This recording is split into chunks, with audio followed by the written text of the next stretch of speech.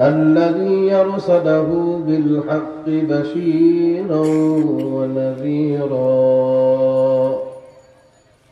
وداعيا إلى الله بإذنه وسراجا منيرا. أما بعد فأعوذ بالله من الشيطان الرجيم. بسم الله الرحمن الرحيم. يا أيها الذين آمنوا صلوا عليه وسلموا تسليما. সবাই মুহাব্বতের সাথে দুরূদ শরীফ পড়ি। আল্লাহুম্মা সাল্লি আলা সাইয়্যিদিনা ওয়া নাবিয়িনা ওয়া শাফিঈনা ওয়া হাবিবানা ওয়া মাওলানা মুহাম্মদ সাল্লাল্লাহু আলাইহি ওয়া আলা আলিহি ওয়া আসহাবিহি ওয়া বারাকা ওয়া সাল্লাম। পড়েন ভাই, সবাই বলেন আল্লাহুম্মা সাল্লি আলা সাইয়্যিদিনা ওয়া নাবিয়িনা ওয়া শাফিঈনা ওয়া হাবিবানা ওয়া মাওলানা মুহাম্মদ সাল্লাল্লাহু আলাইহি ওয়া আলা আলিহি ওয়া আসহাবিহি ওয়া বারাকা ওয়া সাল্লাম। أعوذ بالله من الشيطان الرجيم. بسم الله الرحمن الرحيم. لا يستوي أصحاب النار وأصحاب الجنة. أصحاب الجنة هم الفائزون.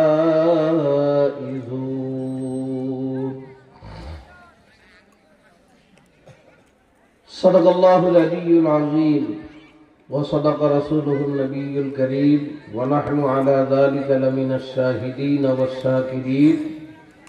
ربنا تقبل منا إنك أنت السميع العليم وتب علينا إنك أنت التواب الرحيم. সকলে জবান খুলে মুহাব্বতের সাথে আওয়াজ দিয়া একবার বলেন বাজান আমিন। আমিনে কাম হবে না, শোনো আমাকে একটু ঘুমাই না, আমিন আছে একটু জোরে সোরে বলেন তো আমিন। মুআজ্জাজ মুহতারাম সদরে জলসা শতাবগঞ্জ মাদ্রাসায় উলুমুল হেরা হাফিজিয়া মাদ্রাসা এতিমখানা কর্তৃক আয়োজিত আজকের এই বাৎসরিক ওয়াজ মাহফিলের সম্মানিত যোগ্য সভাপতি, আজকের মাহফিলের সম্মানিত প্রধান অতিথি, উলামায়ে কেরামের শেরে তাজ মুরব্বী রাহবার শেখুল ইসলাম আল্লামা আহমদ শফি সাহেবের প্রতিষ্ঠিত হেফাজতে ইসলাম বাংলাদেশের স্বনামধন্য সাধারণ সম্পাদক, বিশিষ্ট আলেমে দ্বীন জনাব হযরত মাওলানা জুবায়ের সাঈদ দামাত বরকাতুল আলিয়া বারাকাল্লাহু ফি হায়াতি, সকলে বলি আমিন। আরো অনেক বুজুর্গ উলামায়ে কেরাম আপনাদের সামনে আলোচনা করেছেন। জনাব হযরত মাওলানা মোশাররফ হুসাইন সাহেব, রফিকুল ইসলাম সাহেব, এরপরে মাজহারুল ইসলাম সাহেব, নওশাদ আলী সাহেব, আরো অনেক মেহমান নিচে উপরে আছেন। আল্লাহ পাক সকলের দীর্ঘ নেক হায়াত দান করুন। দেগার উম্মতের শ্রেষ্ঠ দল বুজুর্গ উলামায়ে কেরাম, আমার সামনে উপবিষ্ট সমবয়সী হৃদয়ের স্পন্দন কলিজার টুকরা আমার সোনা পাখি যুবক ভাইয়েরা, পিতার সম্মান তুল্য শেরে তাজ আমার মুরব্বী বাবাজিরা, পর্দার অন্তর আড়ালে শ্রবণরতা আমার মা ও বোনেরা,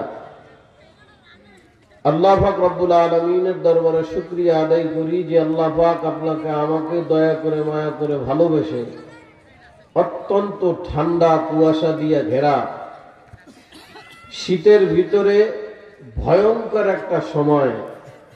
কোরআনী নুরানি মাহফিল, বিশেষ করে জাকিরিন শাকিরিনদের মজলিসে উলামায়ে কেরামের সোহবতে আসার বসার তৌফিক দান করেছেন। যে সময়টা অত্যন্ত ভয়ঙ্কর। ভয়ঙ্কর মানে এখন যে সময় চলতেছে, এই সময়টা মানে এই বর্তমান সময়ের মানুষের বেশিরভাগ মানুষের প্রিয় একটা জিনিস, সেই জিনিসের নাম হইল গুনাহ। কথা কয় না রে, শোনা বাকিরা কথা কয় না, বলতে না কি এবার আওয়াজ দেন কি চেনেন না মনে হয়? চেনেন গুনাহ কি? পেঁয়াজ মরিচ দিয়ে বাচ্চা খায় কি একবেলা, কি ছোট মানুষ বড় মানুষ, বুড়া মানুষ বুড়া মানুষ, বেডা কান বিডি কান হুজুর কান খেজুর কান সব প্রিয় জিনিসের নাম হয়ে গেছে এখন গুনাহ। কথা কয় কি আর জ্বালা।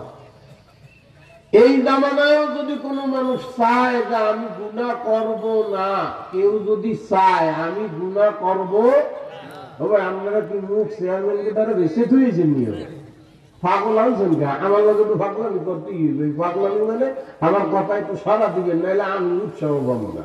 চুপ করে থাকলে আমার ভিতর থেকে মনে হয় যে আমার শোনা বাকিরা কিছু বলবে না, আমি একা একা খালি খালি বক বক করবো কি জন্য।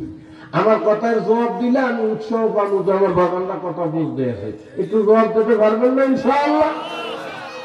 এরকম একটা আওয়াজ দিয়ে তাইলে ভালো লাগবে ইনশাআল্লাহ।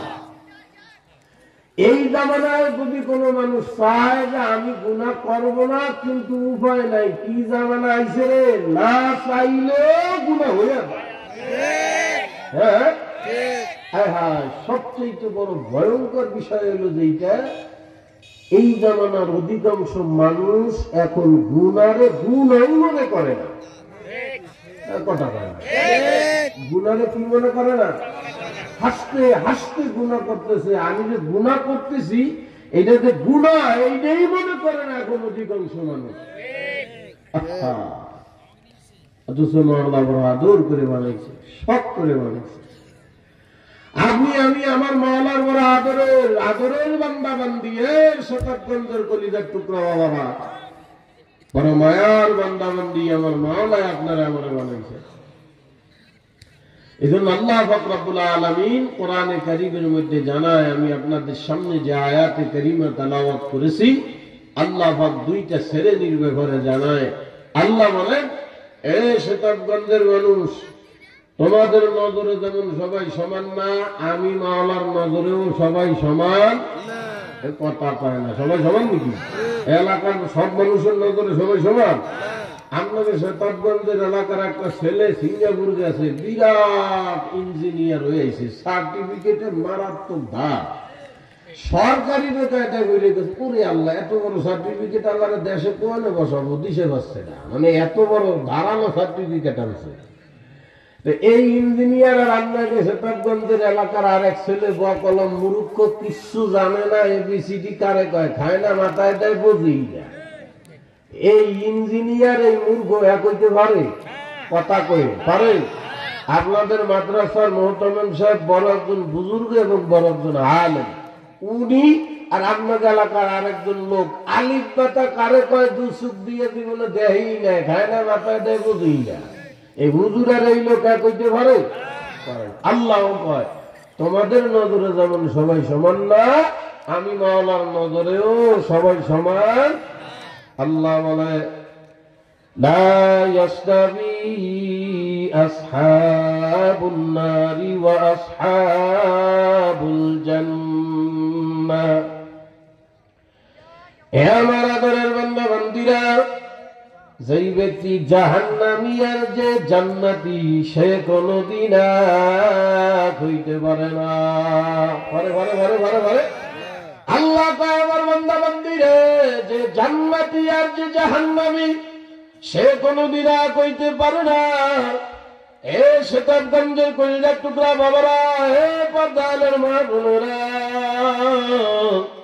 আমার মাওলা ডাক দিয়া কয়, বান্দা বান্দীরে, আসহাবুল জান্নাতি হুমুল ফাইজুন। এ আমার আদরের বান্দা বান্দীরা, ওয়াল্লাযীনা জাহাদু, দুনিয়ার জমিনে বসিয়া একটু মুজাহাদা, কষ্ট পরিশ্রম করিয়া যদি একবার কামাই জান্নাত কামাই করে আসতে পারো, এ বান্দা আমার জান্নাতি বান্দার তুলনা কারো সঙ্গে চলে না। সুবহানাল্লাহ। জান্নাতি বান্দার তুলনা চলে। আল্লাহ পাক কয় জান্নাতি আর জাহান্নামী সে কোনদিন এক হইতে পারে না। তো ভাই, কে জান্নাতি আর কে জাহান্নামী কেমনে বলবো? আমাদের অধিকাংশ গ্রাম্য মানুষের, সাধারণ মানুষের একটা ধারণা জান্নাত মনে হয় মাওলায় ওই যে বড় বড় ভেটালা হুজুর লেগে রাখছে, কথা কয় না, বুঝে না। প্রায় মানুষের ধারণা জান্নাত কি আর আল্লাহ আমার দেবে, ও জান্নাত ওই হুজুর গো, কথা কয় না। আপনারা কইতে পারেন যে আপনি বুঝলেন কেমনি? বুঝি মানে সারা দেশে ঘুরি বুঝি না মানে। অনেক মানুষ মুসাফা করে দোয়া চায়, হুজুর আমার লেগে দোয়া করে নেই, জ্বালা সেই জ্বালা, কত জ্বালা, নানান জ্বালার কথা কয়। বলার পরে আমি যখন যাই তখন বলি ঠিক আছে ভাই, আমি দোয়া করবো, আমিও আমার লেগে দোয়া করি। তখন আমাদের কি কয় জানে, আমাদের দোয়া কি আর কবুল হবে? বলবে না রে, কথা বলবে এ কইয়া হয় আমাদের। তার মানে তার ধারণা আল্লাহ খালি হুজুরকে দোয়া কবুল করবে, এই ধারণা। তার মানে আল্লাহ পাক হুজুর গুলো জান্নাত রাখছে।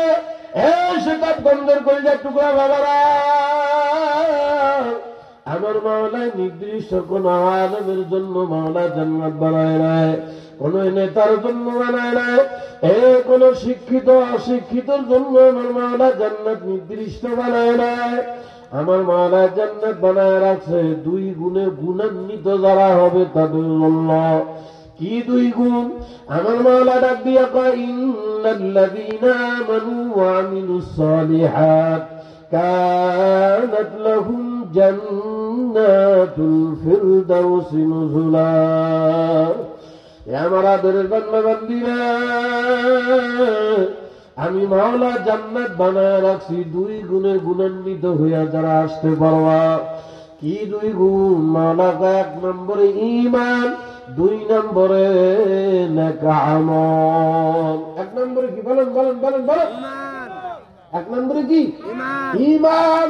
এক নম্বরে ঈমান, দুই নম্বরে নেক আমল। এ বাবা, ঈমান কি জিনিস?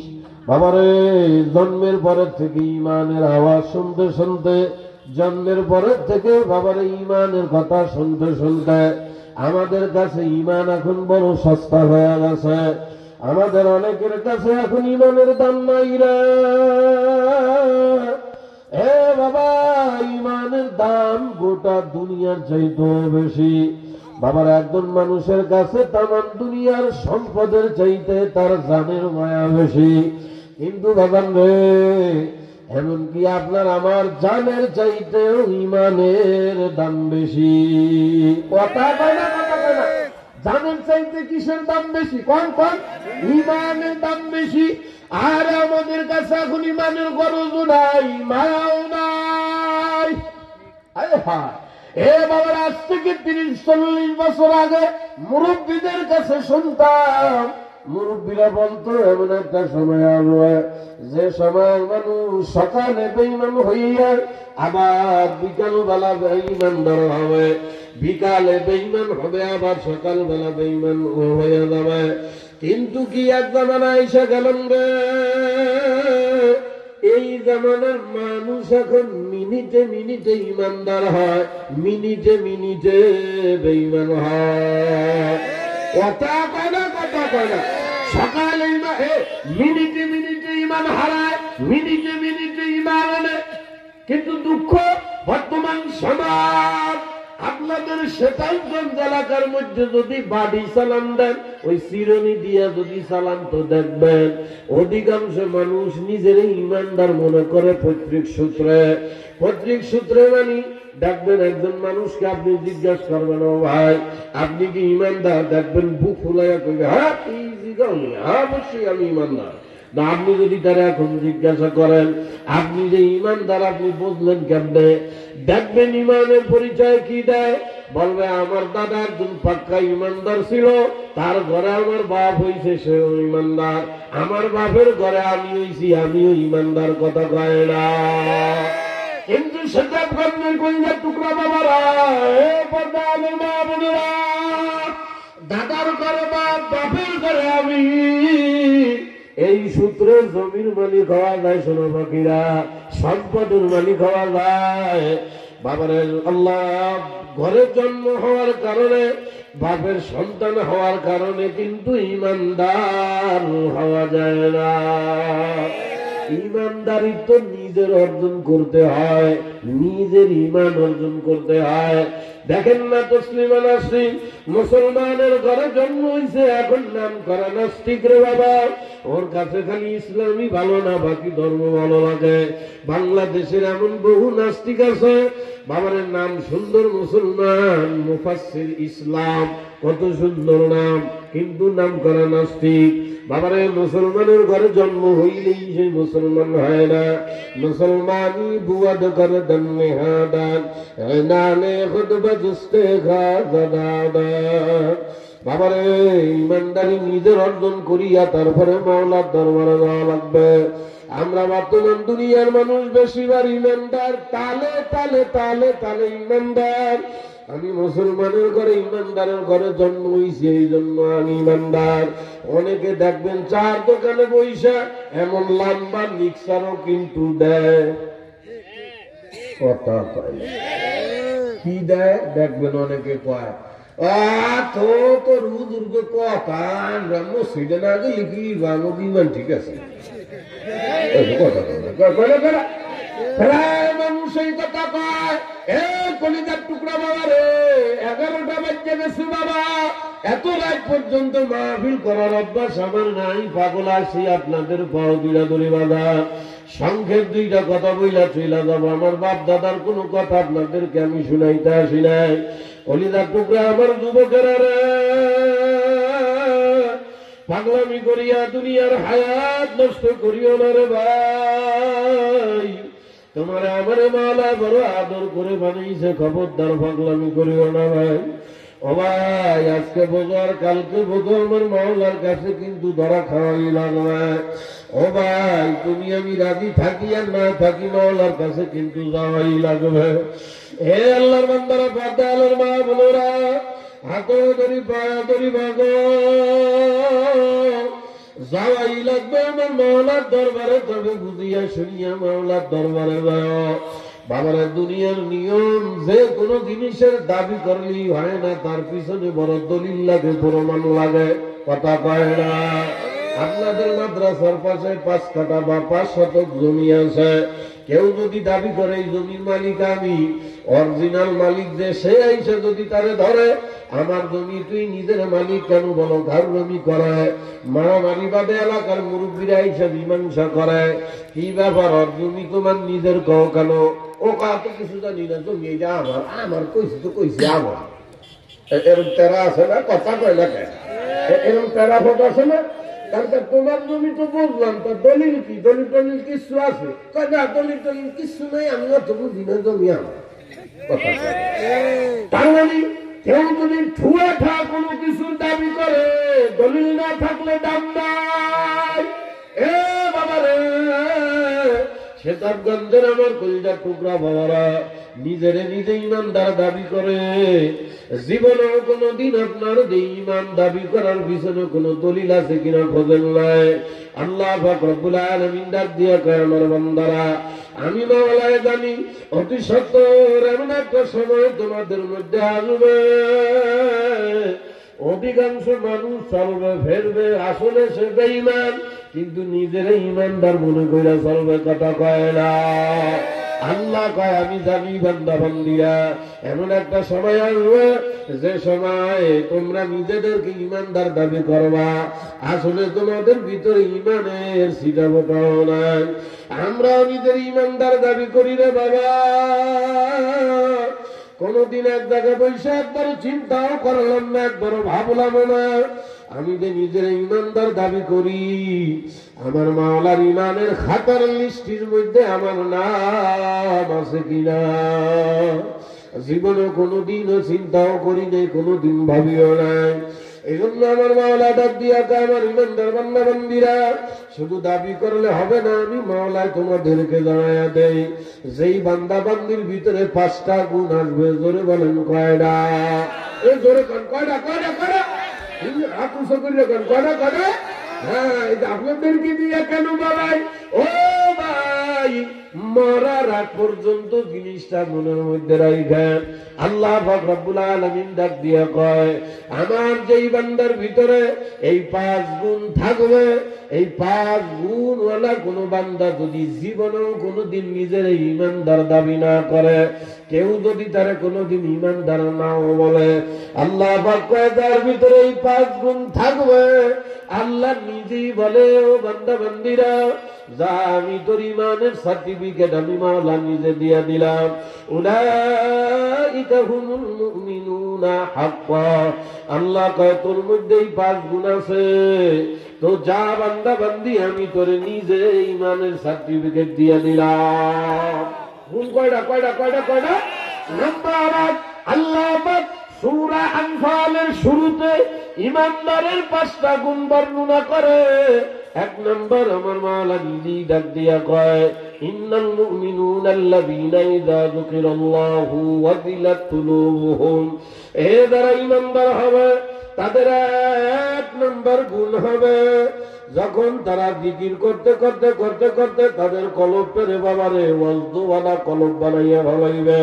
ওয়াজদওয়ালা কলব কারে কয়? ও ভাই, একজন ইমানদার মানুষের সামনে যখন আমার মাওলার জিকির করা হয়, তার সামনে আমার মাওলার কোনো আল্লাহু আকবার আমার মাওলার নাম নেওয়া হয়, একজন ইমানদার ওয়ালা আমার মাওলার জিকির শুনিয়া, একজন ইমানদার ওয়ালা বান্দা বান্দি আমার মাওলার নাম শুনিয়া, ওয়াজিলাত কুলুবুহুম মানে তার কলব কাইবা উঠবে। কলব কাঁপবে কাঁপবে, কলব কাইবা উঠবে। কে কয়? কে কারে কথা কয় না? কে কয়? আল্লাহ নিজেই কয়, ওয়াজিলাত কুলুবুহুম। আমি মাওলার নাম নেওয়ার সাথে সাথে, তার সামনে আমি মাওলার জিকির করার সাথে সাথে তার কলবটা কাইবা উঠবে। এইবার বুকের মধ্যে হাত দিয়ে আমি যারা প্রশ্ন করেন, এই পর্যন্ত যতদিন জীবনে হায়াত পার করছেন, কই আমার মাওলার নাম শুনিয়া কোনোদিন কি আপনার কলব কাইবা উঠছেনি বাবা? না, কোনোদিন তো কাঁপে নাই, কিন্তু নিজের ইমানদার দাবি করে। কি ব্যাপার, কাঁপলো না কেন? কারণ কলিজার টুকরা বাবারে, আপনি আমার ভিতরে যে মাওলা একটা কলব নামক জিনিস দিয়া দিছে রে, আমরা অধিকাংশ মানুষ ওই কলবটাকে মারিয়া মুর্দা বানাইয়া ফেলাইছি। কথা কয় না? কেউ যদি জীবিত থাকে মাঝে মাঝে নড়া দেয়, ঢাকা দেয়, কথা করবে না। যদি কেউ মুর্দা থাকে তারে না নাড়ানো পর্যন্ত কিন্তু সে লড়ে না। আপনার আমার ভিতরে যে মাওলা কলব দিয়ে দেছে, কলবটারে আমরা মাইনা ফেলাইছি রে ভাই। এই জন্য আমার মাওলার নাম নিয়ে দেখা যায় নামাজি মুসল্লি, এর বড় চুরি করে নামাজি, এর বড় সুদ খায়। কথা কয় না? 5 ওয়াক্ত নামাজি, নামাজ পড়তে পড়তে কপালে দাগ বানায় লাইছে, এরপরে সুদের ব্যবসা করে। আছে না নাই? নামাজি পরের জমিরান ঠেংলা খায়, নামাজি ঘুষও খায়, শুধু খায়, নামাজি আকামও করে। এ বাগান কারণ কি রে বাবা? এই যে কলবটা যখন একবার পয়সা নষ্ট হয়ে যায়, আল্লাহর নবী বলে তোমাদের ভিতরে একটা গোস্তের টুকরা আছে, ওহু আলাল কলব, ওই জিনিসের নাম কলব। আরে কলব দ্বারা একবার নষ্ট করিয়া ফেলায়, আমার নবী ডাক দিয়া পায়, ওই মানুষটা পুরা নষ্ট হয়ে যায়। কিন্তু বাবা, আমাদের বর্তমান সমাজের অধিকাংশ মানুষ কলবের ব্যাপারে কোনো খবরও নাই, কলব নিয়ে কোনো চিন্তাও নাই।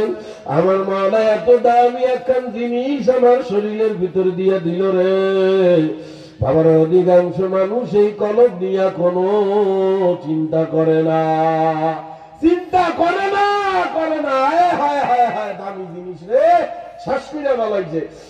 সীতাগঞ্জের কলিজার টুকরা বাবারা, কিয়ামতের ময়দানে আমার মাওলার সামনে যখন দাঁড়াইবা,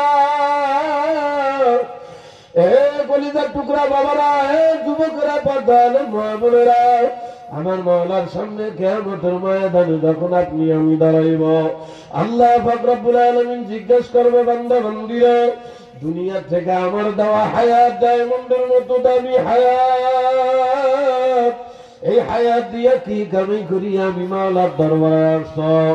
শতাবগঞ্জের অনেক কপাল পোড়া কিয়ামতের ময়দানে মাওলারে বলা শুরু করবে, আল্লাহ কিছু আনতে পারি আর না পারি, আপনি তো আমার ভালো করিয়েই জানেন। রাগ আসছেন না?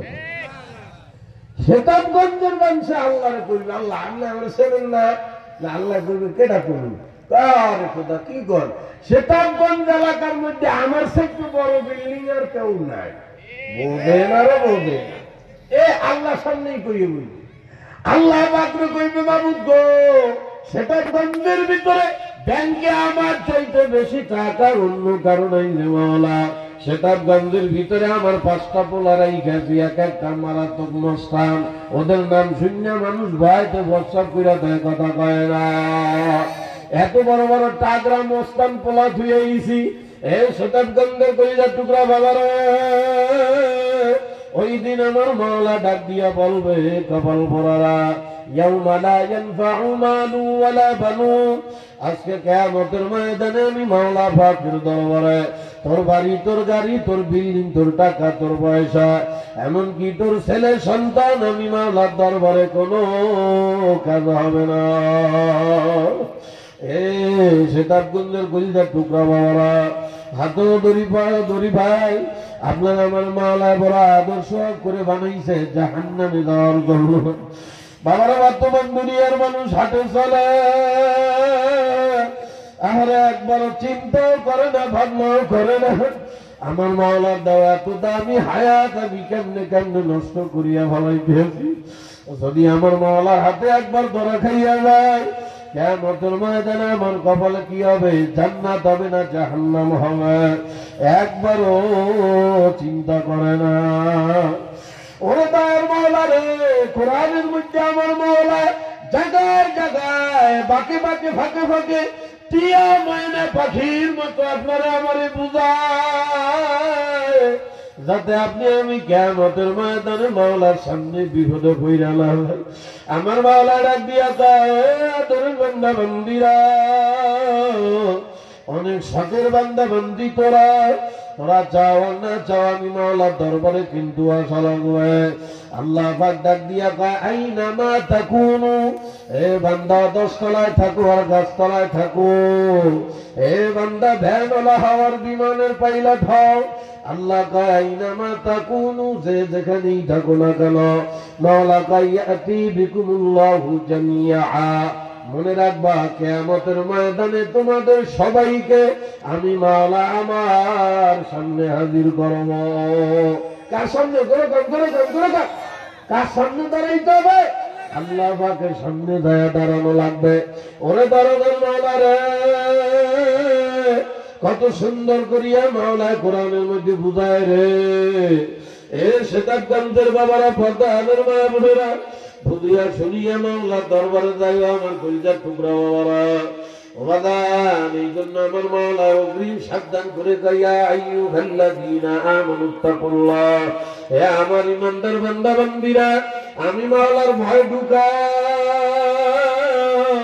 ওয়াল তানজুর, দুনিয়ার জমিনে থাকিয়া তোর নফসের দিকে একটু তাকা, তুই তোর নফসের সঙ্গে তুই হিসাব কিতাব মিলা। কি মিলাইবে? আল্লাহ পাক কদ্দামাত লিগাত, আমার দেওয়া হীরা মণি মুক্তার মতো দামি হায়াত, ওরে দামি হায়াত রে। হে যুবক, তোমার আমার দুনিয়ার 1 মিনিটের হায়াতের দাম হীরা মণি মুক্তার চাইতেও বেশি রে ভাই। আরে বর্তমান দুনিয়ার মানুষ হাসতে হাসতে কেমনে হায়াত নষ্ট করিয়ে, এ বাবার এই হায়াতের গুরুত্ব বুঝাইতে যাইয়া আমার মাওলা নিজে কোরআনের মধ্যে কসম খায়। আল্লাহ পাক নিজেই ডাক দিয়া কয়, ওয়াল আসরি, হে বান্দারা সাবধান, আমি মাওলা তোদের হায়াতের কসম খাই, সময়ের কসম খাই, বান্দা বান্দি তোদের আর একটা মিনিটের হায়াতের বড় দাম রে। অবহেলা করিয়া তার টেনশন মধ্যে পুরিয়া আমার হায়াতটা নষ্ট করিস না বান্দারা। এরপরে মাওলা কয় ইন্নাল ইনসানা লাফি খুসর, তোরা কিন্তু বড় বিপদের মধ্যে আছো রে। আল্লাহ কয় এক পাও কেবল গেছে, আর এক পাও স্লিপ করলেই কিন্তু বিপদের মধ্যে পড়ে যাওয়া। আমার দাওয়াত আমি হায়াত এভাবে নষ্ট করিও না বান্দা বান্দিরা। এই জন্য আল্লাহ কয় ওয়াল তানজুরু নাফসুম মা কদ্দামাত লিগাদ, বান্দা তোর নফসের সঙ্গে হিসাব মিলা। ওরা দুনিয়া থেকে এমন অগ্রিম কি পাঠাইনি কিয়ামতের ময়দানে যেইটা গিয়ে আমার সামনে দাঁড়াবে। সে তার গন্ধের বাবারা রাত 11টার বেশি বাজে, আমি আর কষ্ট দেব না। অবাদান পাও দুটা দূরি বুঝিয়া শুনিয়া বাড়িতে দেয় ঘুমাইয়া নিজের বুঝাইও ভাবো। অবাদান পাগল আসি চাইলে যাব রে। মানে ফাঁকিরা বোঝো আমরা বোঝো, আজরাইল কিন্তু পিছনে দাঁড়ানো আছে। আজরাইল খালি আমার মাওলার হুকুমের অপেক্ষায় আছে। খালি আমার মাওলার একবার হুকুম হইয়া যাই, আমার মাওলা কয় বান্দা বান্দি রে, আজরাইল যদি আমার পক্ষ থেকে একবার হুকুম পাইয়া যায়, ইযা জাআ আজালুহুম লা ইস্তাখিরুনা সাআ ওয়া লা ইস্তাকদিমুন। আমার আজরাইল যদি আমার থেকে একবার হুকুম পাইয়া যায়, হে বান্দা বান্দি যতই আজরাইলের ভাও ধরিয়া কান্দা কান্দি করবি, আমার আজরাইল কিন্তু তোদেরকে একটা সেকেন্ড সময় আর দেবে না। এজন্যই আল্লাহ কয় আমার কাছে তো তোর আশাই লাগবে বান্দারে, কি নিয়ে আসবি হিসাব করিয়া আসিও। আমার দেওয়া হায়াতটাকে হাসতে খেলতে যেভাবে তোরা নষ্ট করতেছ, গোপনে কত গুণা করম মনে করছো কেউ দেখে না। আমার মাওলা ডাক দিয়া কয় বান্দা বান্দিরা সাবধান, ওয়াকুল্লা ইনসানিন আলজামনাহু তাইরাহু ফি উনুকি। আমার মাওলা কয় তোদের প্রত্যেকের গর্দানে আমি মাওলা একটা ক্যামেরা লাগায় দিছি। তোদের প্রত্যেকের এই গর্দানে ঘাড়ে আমি মাওলা একটা আমলনামা ক্যামেরা লাগায় দিছি। ও ভাই কেমন ক্যামেরা জানো? মাওলা ডাক দিয়া কয় কিরামান কাতিবিনা ইয়ালামুনা মা তাফআলুন। এমন একটা ক্যামেরা তোদের কান্দে আছে মহিলা পুরুষেরা, 10 হাত মাটির তলে যায় কি করবা ক্যামেরায় উঠিয়া যায়, ঘরের দরজা আটকাইয়া কি করবা ক্যামেরায় উঠিয়া যায়, ল্যাপের তলে কম্বলের তলে কি করো এই ক্যামেরায় কিন্তু উঠিয়া যায়। অবাদান মোবাইলের মাধ্যমে আমার ময়না ফাঁকি যুবক যুবতীরা রে গজবের দুনিয়ায় এসে গেলাম রে।